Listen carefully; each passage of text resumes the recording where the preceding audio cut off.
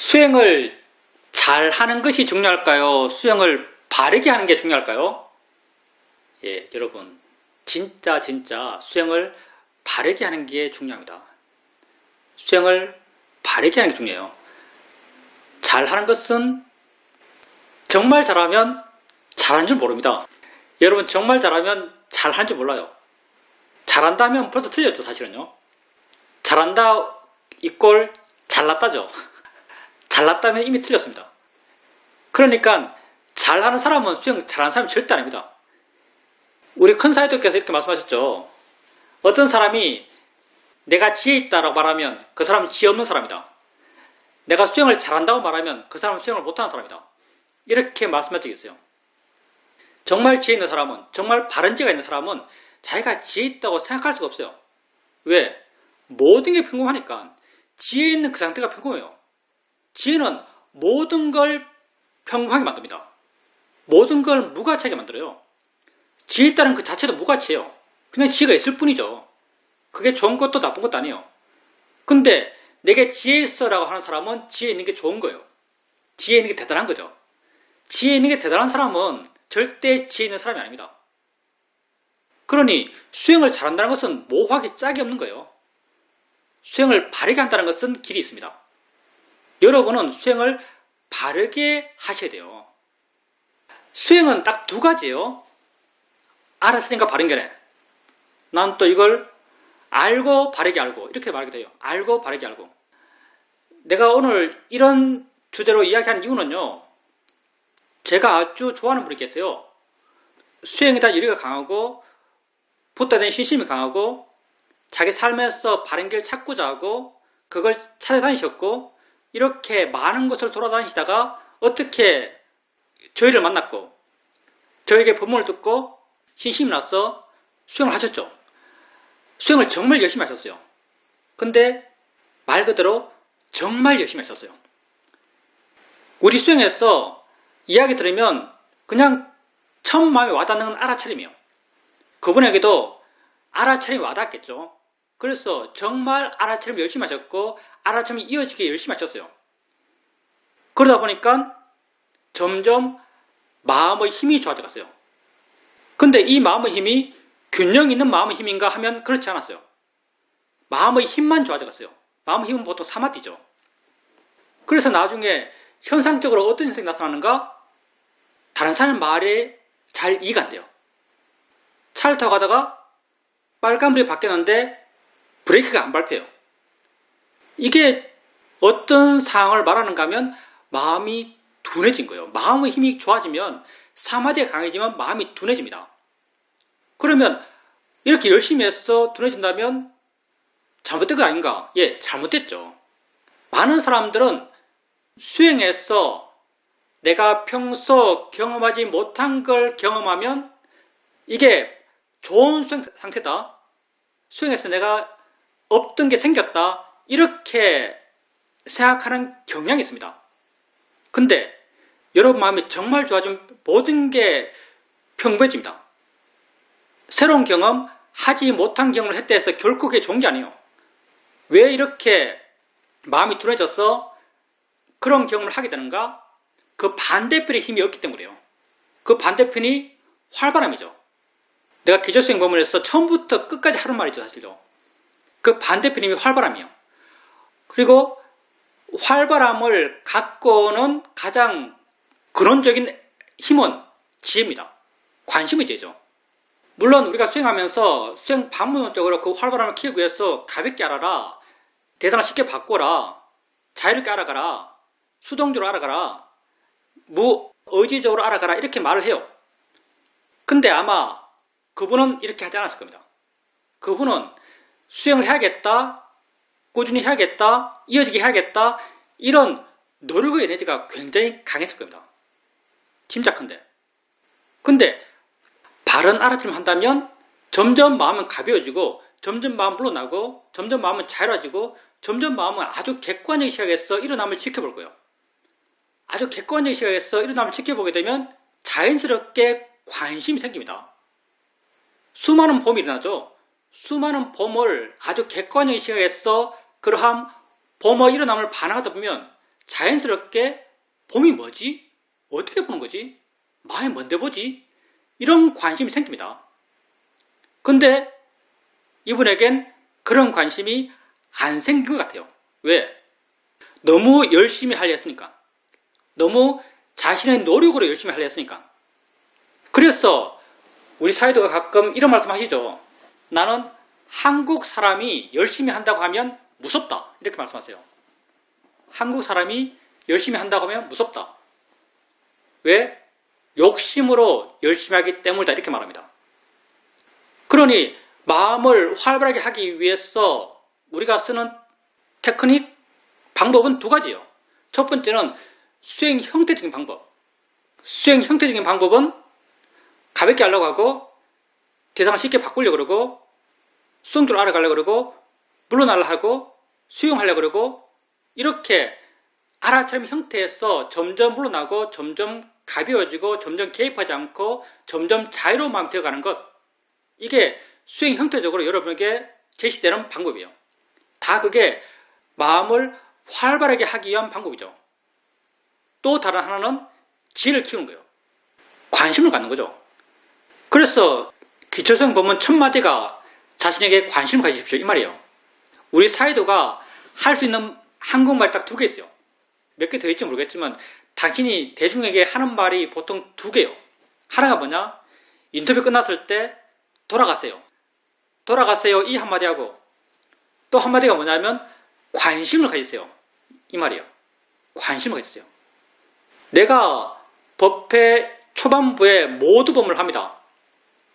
내 모두범의 목적이 뭔가? 여러분으로 하여금 관심을 갖게 하는 게 목적이에요. 이게 뭐 지식적인 내용이 있겠어요? 내용도 똑같아요. 근데 가급적 그 말을 듣고 여러분 마음에 관심이 생겼으면 정말 좋겠다는 생각에서 이런 스타일의 법문을 해요. 요번에 이런 경험을 겪으면서 뒤돌아봤을 때 내가 맨 처음 시험의 수행을 하면서 어떤 마음 상태였지? 돌이켜보니까 나는 항상 이런 관심이 있었어요. 이거 내 자랑인가? 내 자랑 아닙니다. 그냥 진짜 그랬어요. 내가 여러분에게 보는 게 뭐지, 듣는 게 뭐지, 생각이 뭐야, 마음이 뭐야, 마음이 어떻게 생각하는 거야, 마음이 어떻게 보는 거야, 뭐 보여준다는 게 뭐야, 어떻게 보여주는 거야, 소리가 뭐야, 소리가 어떻게 들려지는 게 뭐야, 내가 저 소리를 어떻게 저렇게 해석해. 이런 말을 엄청 자주 합니다. 왜 할까요? 내가 맨날 이런 생각했거든요. 내가 수행하면서 맨날 이런 생각했어요. 느낌 알면서 어떻게 느끼는 거야? 내가 어떻게 알지? 내가 지금 엉덩이 느낌 느끼고 있는데 느낌이 엉덩이에 있나? 머리에 있나? 어디 있는 거지? 이게 위치가 없다는 건가? 맨날 이런 생각하고 있었어요. 아침하면서. 그래서 내가 여러분에게 법문적 하면서 여러분에게 이런 관심, 이런 궁금함, 그런 마음이 여러분 마음에 생기길 진정 바라면서 사실 법문을 하는 것이거든요. 그래서 여러분 마음에 관심 있는 것, 그게 마음을 활발하게 하는 하나의 방법이에요. 관심을 갖는 방법, 그건 우선 관심거리를 많이 알아야 됩니다. 관심의 주제들을 많이 만나야 돼요. 그 방법이 법문 듣는 것, 책을 읽는 거예요. 책은, 딴 책은 별로 의미 없고요. 사이도 책을 읽으십시오. 시험문책을 읽으세요. 물론 다른 교양적인 지식, 전문적인 지식을 원한다면 그 책을 읽어야겠죠. 그렇지만 이 법배에서 하고 있는 수행과 관련된 지혜의 내용을 접하고 싶다면 시험문 책을 읽으십시오. 사이도 본문을 읽어요. 많이 읽지 마십시오. 하루에 한 5장 정도? 아주 진지하게 천천히 소화시키면서 그렇게 읽어보세요.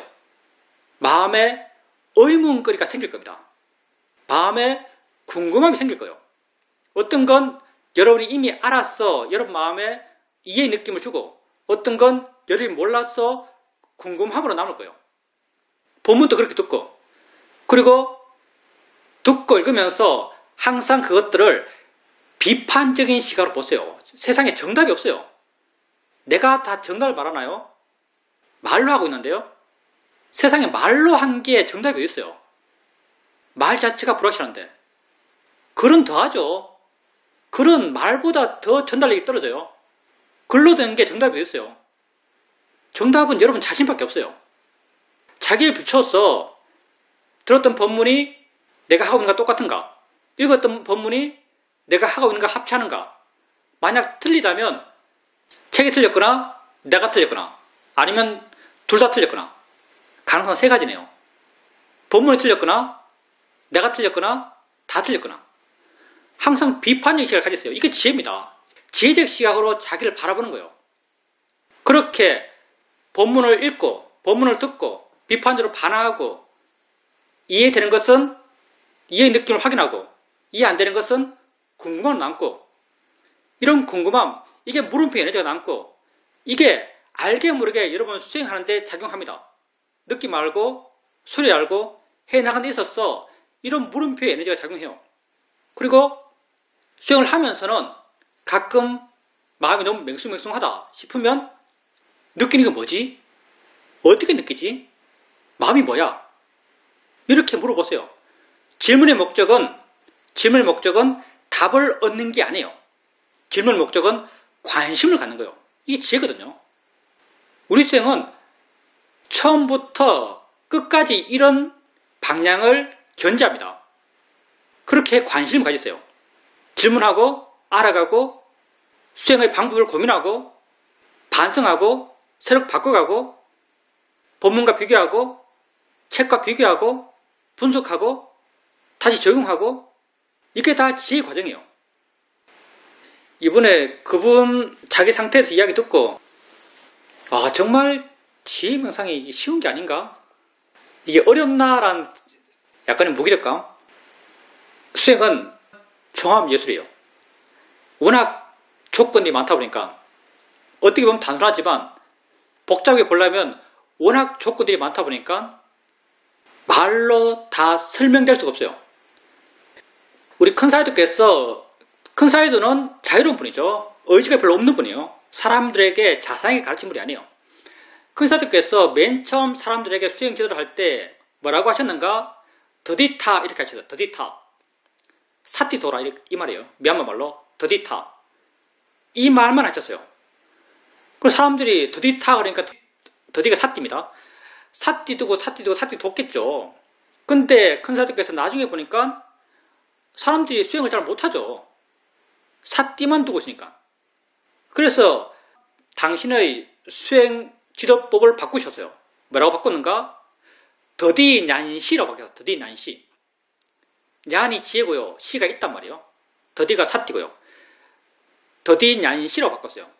사띠 둘 때 지혜 있게 돌아. 사띠 둘 때 지혜 있게 돌아.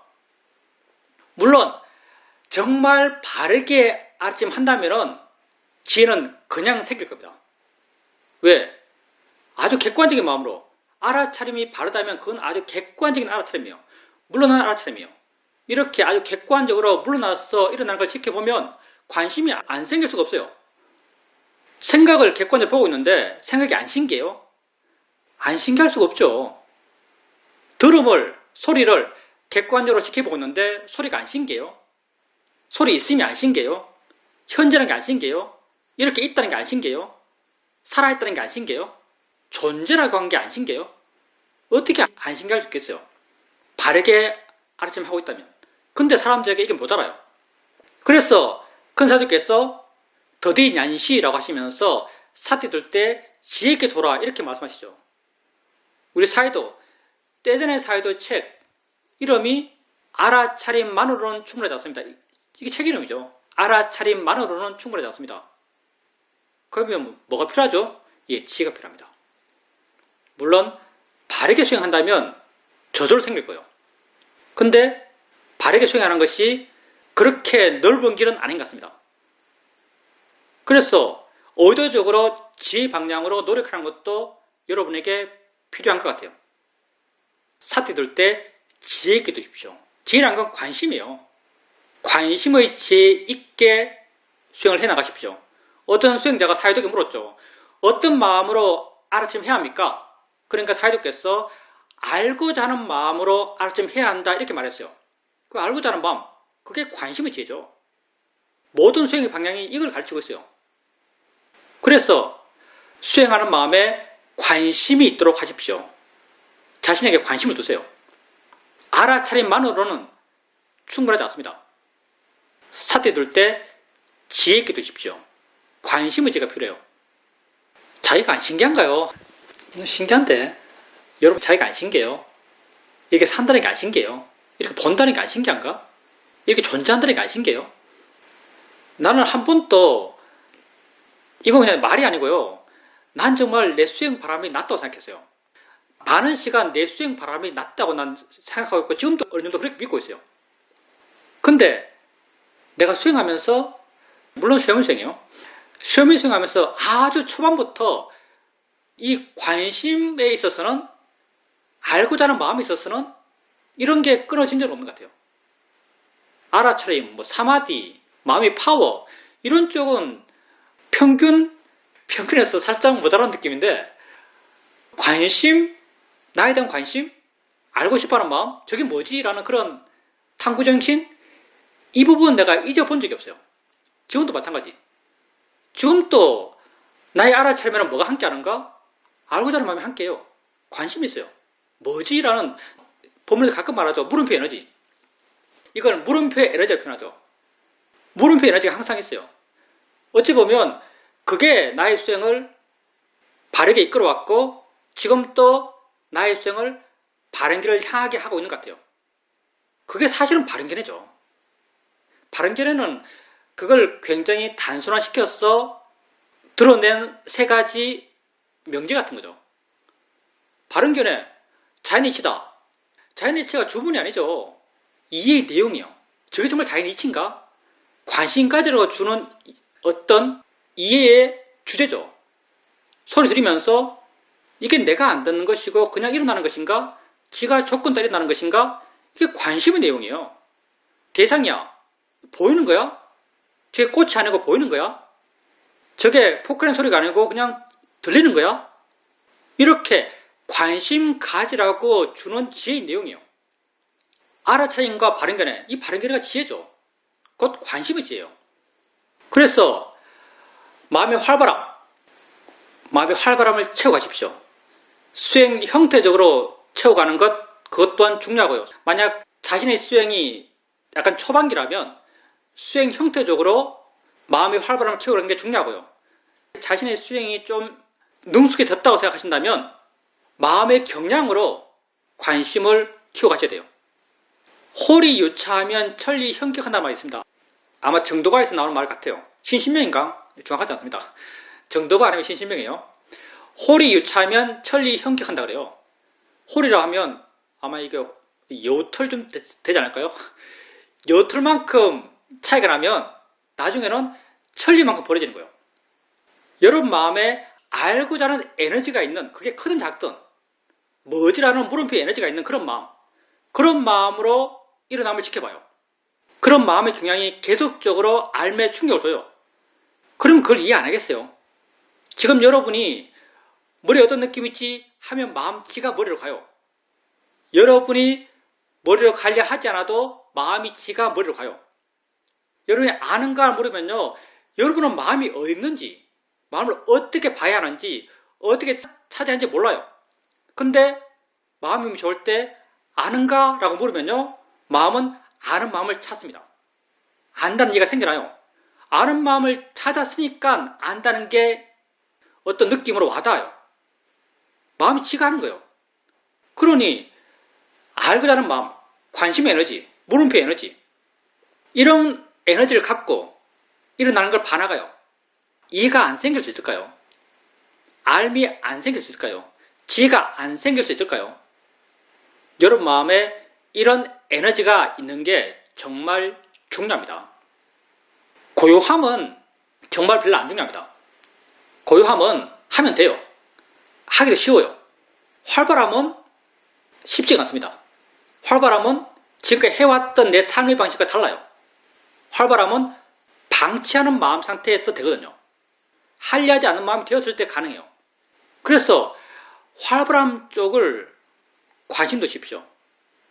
어떻게 하면 활발하게 할 수 있을지, 형태적으로든 지혜의 관심이 되었던, 관심의 질문이 되었던, 책을 읽으면서, 법문집을 읽으면서 의문을 일으키는 것이 되었던, 음성법을 들으면서 이게 틀렸지라고 비판하더라도 비판하면서 마음의 활발함을 키우세요. 비판하는 것이 좋아요, 사실요. 난 사이드 본문을 제대로 그냥 믿었던 적이 거의 없는 것 같은데요. 하여튼 열심히 하는 게 왕도가 아닙니다. 정말 스스로가 난 정말 수행을 열심히 해 라고 스스로 생각하는 분 있다면 그분은 자기 자신이 열심히 하는 거예요. 자기 자신이 열심히 하기 때문에 열심히 한다고 생각하는 거예요. 자기가 열심히 하지 않고 수행이 그냥 열심히 되면은 스스로 열심히 한다고 생각 안 해요. 열심히 한다, 사실 그게 번뇌죠. 수행을 열심히 하지 마십시오. 그냥 수행을 하세요. 할 수 있을 때 할 수 있을 만큼 하시면 돼요. 그리고 고요함보다는 활발함 쪽에 더 관심을 두십시오. 고요함은 수행해 나가면 저절로 돼요. 활발함 쪽은 우리가 이쪽으로 해본 적이 없기 때문에 약간의 개인적 노력, 약간의 방향성 설정 이런 게 필요합니다. 활발함은 수행 형태적으로 활발함을 키울 수 있고요. 자유롭게 알아가고 수동적으로 알아가고 무의지로 알아가고 질문하고 이렇게 수행 형태적으로 활발함을 키울 수 있고요. 더 근본적으로는 관심의식을 키움으로써 활발함을 키워줍니다. 관심의식을 일으키기 위해서 법문집을 읽고 법문을 듣고 생각하고 비판하고 그리고 자기를 바라보면서 스스로 물어보세요. 어떻게 보지? 있다는 게 뭐지? 나는 뭐야? 생각이 뭘까? 마음이 뭔데 생각하지? 이런 걸 스스로 물어보세요. 이렇게 물었을 때 뭐지? 라는 의문이 마음에 생긴다면 그런 에너지가 마음에 생긴다면 그게 관심이에요. 그게 지혜입니다.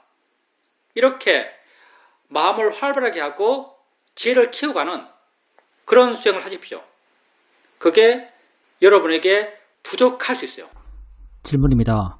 식사 시간에 젓가락질을 하는데 젓가락질 하는 그 행동이 이렇게 돌아간다고 이렇게 느껴졌습니다. 그리고 밥을 먹을 때도 입에서 씹는 느낌, 돌아가는 느낌, 부딪힌 느낌 이런 느낌들이 다 알아졌습니다. 그리고 경영을 했는데 경영을 하면서 느낌이 뭐지? 이런 의문이 마음에 있었습니다. 그때 스님의 기초수행 법문을 듣고 있었는데 기초수행 법문 가운데 느낌과 관련된 부분이 아주 임팩트 있게 그렇게 알아졌습니다. 그러다가 또 마음에 번뇌가 생기고 그 번뇌가 내 욕심 때문에 생겼다고 알게 되고 집착이 있다고 알게 되고 또 이게 뭐지? 라는 왜 생겼지? 라는 그런 법에 대한 관심과 법에 대해 조사하는 마음이 있습니다. 이렇게 법에 대해 관심이 있고 조사하는 마음이 있게 되면 대상으로부터 마음이 많이 물러나 있고 마음이 많이 가볍고 부드럽다고 이렇게 알아집니다. 수행자님이 느낌에 대해서 그렇게 관심이 있고 마음에 어떤 이해가 있고 그런 마음에서 또 느낌에 대한 법문을 들으면 그 법문의 내용이 이미 수행자님이 잘 알고 있는 내용이더라도 마음의 느낌이 달라요. 지혜의 느낌이 와닿아요. 난 이걸 신선한 느낌? 이렇게 표현하는데 뭔가 마음에 신선한 울림 같은 게 있어요. 그게 자기 마음의 지혜를 확인하는 어떤 마음의 느낌을 알 수 있겠죠. 이제 그런 관심은 좋습니다. 수행자님께서 어떻게 느끼지? 느낌이 뭐지? 이런 관심이 있다면 굉장히 좋고요. 그리고 아까 밥 먹을 때 이야기하셨는데 몸의 느낌. 아까는 이제 음식에 대해서 굴리는 느낌, 짠 느낌, 단 느낌, 단맛의 느낌 이런 다양한 입에서의 느낌이 있겠죠. 그리고 몸에서는 뭐 딱딱한 느낌, 부드러운 느낌, 수행자님이 전문 법에서는 이런 느낌에 대해서 한번 질문하시겠어요. 이렇게 단단하다고 알고 뭐 움직인다고 알고 뜨겁다고 알고 차다고 알고 이렇게 알아간다고 말씀하셨습니다. 근데 물론 부탁께서 지수화풍이라고 우리 몸에 있는 4대를 4개로 나눠서 설명하셨어요. 근데 내가 그냥 자유로운 마음으로 무엇을 어떻게 알려는 의지가 전혀 없는 수용하는 그런 상태에서 알고 있는데 그걸 딱딱하다고 알까요? 딱딱하다는 건 해석이죠. 그걸 부드럽다고 알까요? 그걸 따뜻하다고 알까요? 정말 마음이 객관적이고 수용적이라면 그냥 알아지는 것으로 알 거예요. 그냥 느껴지는 것으로 알 거예요. 빨아붙은 물질이 따뜻한 게 아니에요. 뜨거운 게 아니에요. 입속에서 굴러다니는 게 아니에요. 이렇게 정의된 건 빨아마사가 될 수가 없어요. 빨아마사의 물질이라는 것은요, 그냥 알아지는 것, 마음과 함께 있는 것, 이게 훨씬 법에 가까운 정의 같은데, 마음과 함께 있는 것, 이게 물질이죠. 우리가 이걸 보통 알아지는 것 이렇게 표현해요. 그러니 딱딱하다고 안다 해서 그게 법으로서의 물질을 안 게 아니고요. 뜨겁다고 알았다 해서 그게 법으로서의 물질을 안 게 아니에요. 근본적으로 딱딱하게 아는 성질, 뜨겁게 아는 성질, 이게 다를까요? 딱딱하게 아는 성질은 딱딱함이 없는데, 뜨겁게 아는 성질은 뜨거움이 없는데, 물론 부탁께서 4대를 구분하셨어요. 법은 서로 교집합이 없어요. 4대를 구분하셨어요. 왜 4대를 구분했는가? 우리 몸이 4대로 이루어졌으니까. 몸의 느낌을 이 4가지로 아니까. 몸을 하나에 알아지는 것으로 말하기 싫었겠죠. 싫다는 표현은 그냥 표현상 싫답니다. 몸을 하나의 덩어리로 말하기 싫었을 거예요. 부탁께서는. 그걸 피하고 싶었을 거예요. 왜? 하나는 곧 나니까. 몸을 여러 개로 말하고 싶었을 거예요. 여러 개로 말하다 보니까 딱딱하게 느껴지는 성질, 열감을 느껴지는 성질, 움직임을 느껴지는 성질, 뭉쳐져서 느껴지는 성질, 이렇게 지수화풍 4가지로 말씀하셨을 거예요. 그럼 이렇게 다르게 관념화되는 것을 구분한다면 왜 보이는 것은 파랗게 보이는 성질, 노랗게 보이는 성질, 빨갛게 보이는 성질을 구분 안 할까요? 왜 그건 구분 안 해요? 왜? 실익이 없으니까. 그렇게 구분할 실익이 없기 때문에 그렇죠. 지수화풍은 실익이 있어요. 내 몸을 사람들은 나다라고 믿기 때문에 그 내 몸을 그냥 하나의 성질로 이야기한다면, 그러니까 느껴지는 성질 이렇게 부른다면, 이렇게 하나로 불러버리면 나와 쉽게 동일시 될 건데, 이걸 뜨겁게 알게 하는 성질, 딱딱하게 알게 하는 성질, 움직임을 알게 하는 성질, 뭉쳐짐을 알게 하는 성질, 이렇게 4가지로 갈라버리니까 쉽게 나와의 동일시가 안 생기는 거죠. 난 이런 한 목적성, 뭐하러 나아가기 위한 목적에 부합하게 말하다 보니까 이렇게 4대로 나눠줄 것 같아요. 근데 수행자님이 아셔야 될 것은 의지가 있었을 때 그걸 딱딱히 알아요. 의지가 없으면 그냥 알아지는 걸 압니다. 내 의지가 있을 때 저게 흰 걸로 보이죠. 근데 의지가 없으면 그냥 보이는 거예요. 그래서 대상을 알아갈 때 그 대상 하나하나에 붙여진 이름들, 붙여진 가치들, 그런 걸 확인하지 마세요. 의미 있지 않습니다. 그냥 대상은 그냥 다 알아지는 거예요. 알아지는 걸로 같은 성질이에요. 생각해 본다면 아까도 말했지만 딱딱하게 느껴지는 성질, 근데 딱딱하게 느껴지는 성질에는 딱딱함이 없어요. 아는 마음은 아는 성질이 없어요. 아는 마음은 아는 게 없어요. 그러니 아는 것과 화내는 게 뭐가 다를까요? 화내는 마음은 화가 없는데요. 보는 마음은 보는 게 없는데요. 그러면 딱딱하게 느끼는 성질에 딱딱함이 있나요? 없어요. 열감을 알게 하는 성질에 열이 없어요. 그렇다면 이게 뭐가 다르죠? 법으로 뭐가 다를까요? 그러니 이것 하나하나를 내용적으로 구분해서 알 필요가 없습니다. 그냥 객관적으로 보세요. 그냥 물러나서 보세요. 그냥 그 있음을 확인하세요. 딱딱하다는 이미 관념이죠. 입속에서 구른다면 이미 관념이에요. 이름 붙여지면 무조건 관념입니다. 질문입니다. 오늘 수용을 하면서 보는 걸 알면서 보여지니까 보는가 이런 생각을 해줬습니다. 소리를 들으면서도 들려지니까 듣는가 이런 생각을 해줬습니다.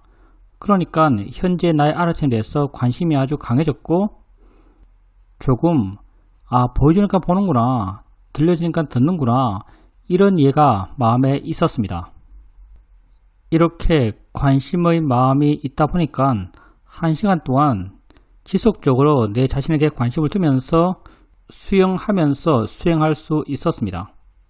지혜 내용을 계속 떠올려주시고 그걸 수행에 적용해 보시고 그런 방향에서 반응한 거죠. 대상에 의지해서 마음이 일어나는 거지 볼 때도 보증을 대상으로 봄이 일어나는가 이렇게 수행자님이 의문을 떠올렸을 때 마음에 그렇지라는 동의 마음이 생겨나요.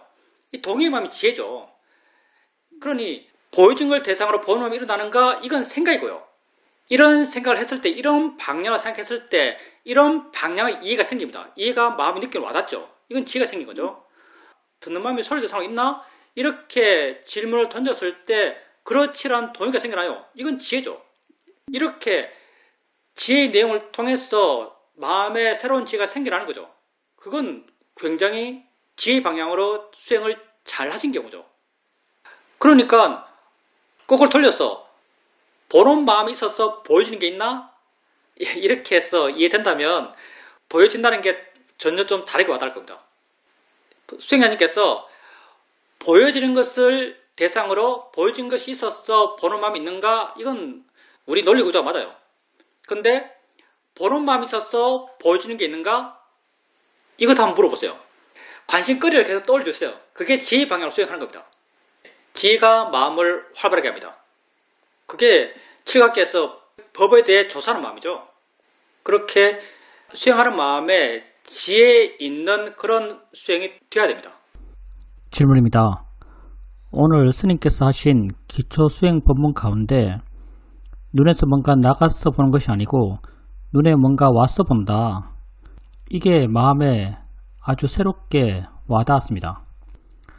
인터뷰에서 스님께서 어떤 답을 주시면 그 스님께서 말씀하신 그 방향을 따라서 수행하려 합니다. 제 수행하는 방법에 영향을 끼칩니다. 왜냐하면 스님께서 하신 말씀이 옳다라는 나 자신의 확신이 있기 때문입니다. 저번 인터뷰에서 스님께서 어떤 내용을 생각할 때 그 생각의 내용에 빠져서 그 생각의 내용의 인과를 따져가면서 어떤 해결책을 찾는 것보다는 그때 그 순간 있는 생각 그 자체, 내게 진짜 있는 것을 알아가면서 법으로서 알아가면서 문제를 해결하는 것이 더 바람직하다고 말씀하셨습니다. 저도 그 말씀에 충분히 공감하고 동의하는 바였습니다. 한 번은 저녁이 되었는데도 아이가 올 시간이 되었는데도 오지 않았습니다. 순간 마음에서 걱정하는 마음이 생겼습니다. 그런데 스님께 이미 그런 법문을 들었고 마음은 자연스럽게 그때 진짜 있는 것, 그 생각과 그 느낌들을 알아갔습니다. 그렇게 알아지는 것들을 바르게 알려고 했습니다. 그러니까 마음이 생각을 믿지 않게 되고 마음이 가벼워지고 부드러워지면서 걱정하는 마음이 힘을 많이 잃었습니다. 이런 경험을 하면서 또 스님의 말씀이 정말 수행에 바른 길을 제시한다라고 알게 되고 이렇게 수행에 도움되고 그러다 보니까 내가 또 인터뷰를 계속하게 되는 것 같습니다. 한때는 수행이란 것을 상당히 특별한 것으로 생각했었습니다. 그런데 요즘은 살아가는 것과 수행하는 것의 경계가 점점 희미해지고 있습니다. 내가 야채를 씻고 과일을 씻을 때도 그때 있는 것이 보이는 것이고 들리는 것이고 느껴지는 것입니다. 이 모든 것이 다 법의 일어남입니다. 이런 법의 일어남을 바르게 봐나가는 것, 그게 수행입니다. 좌선하면서도 좌선 그 자체가 크게 특별하게 와닿지 않고 그냥 과일을 씻을 때랑 약간 다른 동작으로 다른 자세에서 수행한다, 이런 느낌입니다. 점점 수행하는 것의 경계가 없어져 간다고 느껴집니다. 오늘은 딸아이네와 함께 공원에 가서 돗자리를 깔고 앉아서 쉬었습니다. 그렇게 앉아있을 때 내 가까이에 뭔가 와있다, 이런 느낌이 있었습니다. 내 안에 관심이 있다라고 이렇게 알아졌습니다. 그때 옆에서 남녀 한 쌍이 서로 아주 강하게 싸웠는데, 말로 시끄럽게 싸웠는데 마음이 전혀 동요하지 않고 그렇게 알아지는 것들을 단지 소리다라고 이렇게 이해하고 있었습니다. 그러니까 내 마음의 동요가 전혀 없는 상태에서 그냥 나는 내 안에 마음을 두고 있는 그런 상태였습니다. 그리고 집에 돌아왔는데 집에 돌아올 때 마음이 정말 가볍다, 마음의 느낌이 좋다, 이런 느낌이 있었습니다. 집에 돌아와서도 자선 좀 하고 경영 좀 하고 일도 좀 보고 했습니다. 그런데 일상의 삶 속에서 내 의도와 무관하게 수행이 이미 내 곁에 와 있다고 느낄 때가 종종 있습니다. 점점 그런 경향이 강해지는 것 같습니다. 수행자님 수행 이야기 들으면 거의 수행의 완성형이에요. 무엇보다도 저녁에 수행하시는 거 들으면 정말 대단하십니다. 아마도 여기 많은 수행자도 있지만 저녁에 그렇게 수행하시는 분들은 극소수일 것 같아요. 저녁 시간에는 사람들이 하루 종일 시달리고 육체적으로도 피곤하고 마음도 피곤해서 마음 상태 별로 안 좋기 때문에 수행하려는 그런 마음이 석 잘 안 일어나요. 또 많은 경우 수행하겠다고 저녁에 좌선하고 하면은 수행 상태가 극히 안 좋을 겁니다. 많은 경우에. 왜냐하면 마음의 질이 많이 떨어졌으니까. 그래서 저녁 시간은 잘 사람들이 안 하는 경우가 많습니다. 그런데 수행자님께서 그렇게 저녁에 수행하신 이야기를 들어보면 여러 가지를 정리하고 있죠. 수행자님께서 낮 시간 또 그렇게 정신적 스트레스를 안 받는다고 봐야겠죠. 정신적 피로감이 별로 크지 않다고 봐야겠죠. 그렇게 정신적 피로감이 안 큰 거는 당연히 수행을 하기 때문에 아침에 이어지기 때문에 그런 정신적 피로감이 약할 겁니다. 그렇게 하시니까 당연히 또 일상의 삶이 점점 수행이 되어 나가는, 수행과 삶이 별로 구분되지 않는, 그리고 진정으로 마음이, 말로는 쉽게 하죠. 살아가는 것이 수행하는 것이다. 살아가는 것이 수행하는 것이다. 수행과 삶이 하나 된다. 이런 말을 말로는 누구나 쉽게 해요. 근데 실제 그게 마음에 와닿는 것, 실제 내가 양파를 까면서 수행하면서 그게 자연스러운 것, 이런 마음이 되는 건 전혀 다른 수준의 문제거든요. 정말 내가 설거지 하면서 수행하는 것이 자연스러운 것, 가끔 한 번씩 할 수 있겠죠. 가끔 한 번씩은 마음 내서 설거지하고 양파 까고 청소하면서 수행할 수 있어요. 근데 그렇게 하는 게 내게 전혀 특별하게 와닿지 않는다면 그건 마음이 그렇게 수행하는 것에 대해서 깊이 이해했기 때문에, 그게 자연스러운 흐름이 되기 때문에 그게 가능할 겁니다. 일상의 삶 속에서 수행할 때 내 같은 경우 굳이 확인한다면 아까 수행자님 말씀하셨듯이 마음이 내 안에 있는가? 일상의 삶의 활동 속에 수행할 때 뭐 그렇게 자세하게 관심 일으키고 법에 대해 조사하고 그러면서 수행이 안 되죠. 그냥 단순하게 마음이 내 안에 있는가? 그리고 관심이 있는가? 난 굳이 체크한다면 이 두 가지예요. 마음이 내게 있는가? 관심이 있는가? 이때의 관심은 대상이 아주 광범해요.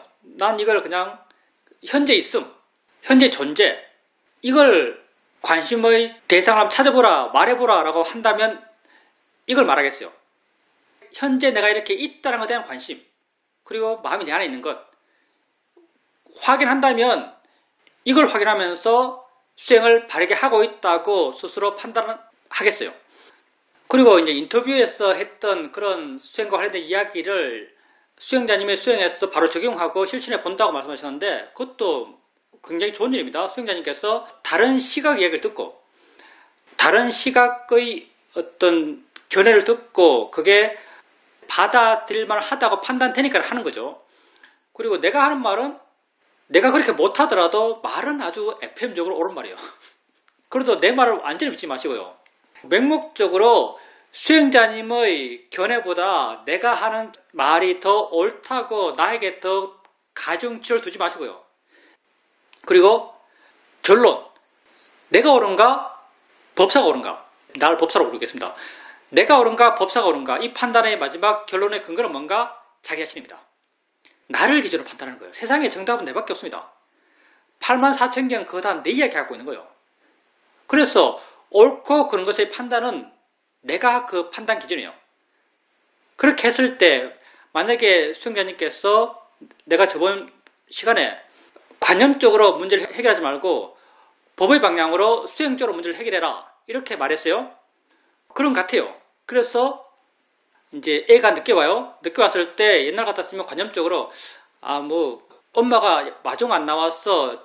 저 앞정거장에서 차가 오래 기다리는 모양이다. 아니면 교통이 막히는 모양이다. 이렇게 해서 자기를 위안 받으려고 그래요. 근데 그게 옛날의 방식이죠. 근데 그냥 지금 있는 걸 알면 돼 하면서 불안한 마음을 봐요. 마음이 이러는 거지 라고 봐요.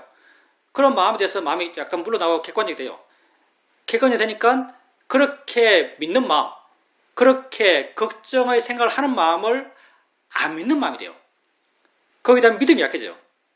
그러니 거기다 믿음이 약해지니까 거기에 대해서 휘둘리는 마음도 약해져요. 그래서 마음이 좀 차분해지고 물러나게 되고 그렇게 하는 것에 대해서 이게 바르게 하는 게 맞아 라는 자기 만족이 생기고 옳다라는 자기 확신이 생기고 이런 걸 확인하면서 이 방법이 맞구나 라고 알 수 있어요. 무슨 말인가? 내게 그런 바른 방향의 변화, 행복으로의 바른 방향의 변화를 확인하면서 그게 옳은 게 되는 거예요. 단지 법사가 말했다 해서 그게 옳은 게 아닙니다. 내게 그게 옳은 영향을 줬을 때 그게 옳은 거예요. 항상 기준을 자기에게 두십시오. 내가 세상 기준이에요. 내가 옳고 그름의 기준입니다.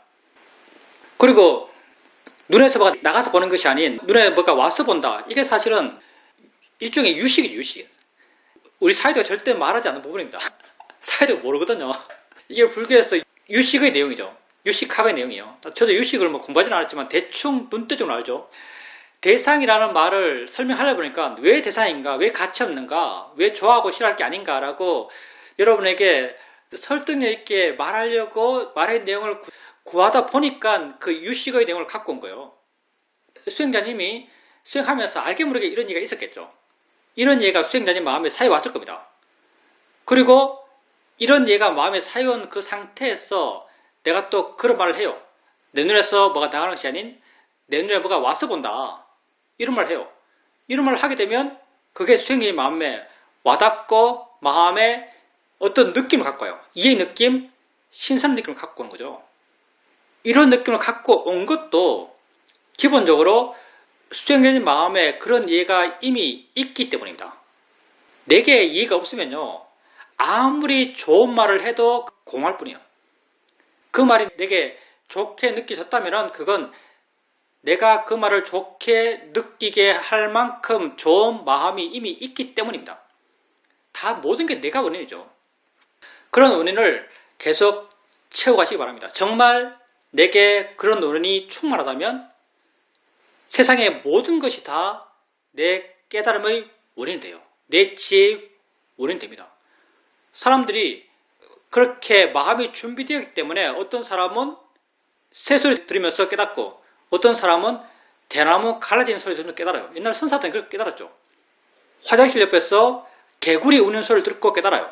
어떤 사람은 문고를 잡으면서 깨달아요. 내 마음이 정말 준비되면 세상 모든 것이 내 깨달음의 원인이 됩니다. 내 모든 경험이 다 깨달음이 생길 수 있는 경험이에요. 왜? 다 법을 일어나거든요. 다 있음의 현상이에요. 그러니 어떤 것이 나에게 깨달음을 줄 수 없는 경험이겠어요? 그런 경험 없어요. 내 모든 경험이 나에게 깨달음을 줄 수 있는 경험이에요. 내 마음이 준비된다면. 이런 마음을 계속 키워가시기 바랍니다. 여러분 자기에게 관심 가지세요. 여러분은 정말 신기한 존재라니까요. 여러분은 정말 대단한 존재예요. 이렇게 살고 있는데요. 이렇게 보고 있는데요. 이렇게 듣고 있는데요. 여러분은 보는 걸 알고 듣는 걸 알고 느끼는 걸 알고 생각을 알아요. 이렇게 대단한 것, 이렇게 신기한 것 이런 걸 알아가고 있어요. 여기에서 바르게 안다면 바르게 알아차림 한다면 관심이 생기지 않을 수가 없습니다. 만약에 관심이 없다면 관심을 키우세요. 마음은 그런 방향으로 생각해주면 그런 방향의 에너지가 생깁니다. 어떻게 보는 거지? 마음이 좋을 때 그냥 마음이 멍하고 둔하고 번뇌 가득할 때 어떻게 보는 거지? 하면 마음이 그 질문을 거부할 겁니다. 근데 이를 수행하면서 마음이 차분하면서 마음이 힘이 있을 때 보고 보는 걸 알면서 어떻게 보는 거지? 보는 게 뭐야? 이렇게 물으면요. 마음이 그 방향으로 에너지가 생겨나요. 머리에 어떤 느낌이 있지? 하면 마음이 이미 머리에 가 있어요. 마찬가지로 어떻게 보는 거지? 하면은 정말 어떻게 보는 걸까? 라고 하는 의문의 마음이 생깁니다. 만약에 여러분이 여러분에게 일어난 걸 알아가면서 그런 일어남에 대해서 아무런 관심이 마음에 안 느껴진다면 이런 관심의 내용을 질문으로 던져보세요. 느낌이 뭐지? 마음이 어떻게 느끼지? 생각이 뭐야? 마음이 어떻게 생각하는 거지? 이렇게 여러분이 알아차림하는 대상에 대해서 의문의 질문을 던져보세요. 그러면 그 의문의 방향으로 마음의 에너지가 생겨납니다. 이것 또한 지혜를 키워가는 한 방식이에요. 물론 이것만 있는 게 아니에요. 여러 가지가 있겠죠. 갑자기 관심을 일으키는 것 여기에 대해서 아주 무거움을 느끼는데 사이도께서 그래서 이런 말씀하신 모양입니다. 우리 수행은 사람들에게 말해주기 힘들다. 왜냐하면 말을 너무 많이 해. 그럼 도대체 무슨 말을 많이 하지 생각해보면 말할 게 하나밖에 없어요. 그 사람을 하여금 관심 가지도록 말해주는 것, 이거밖에 없어요. 관심 가지도록 말해주는 것. 내가 아까 기초수행 법문을 하면서 관심의 시각에서 그 내용을 내가 듣고 있었어요. 그러니까 아니 기초수행 법문이 아예 통째로 관심 가질 내용인데요. 모든 느낌이 느낌이라면 진짜 그래요?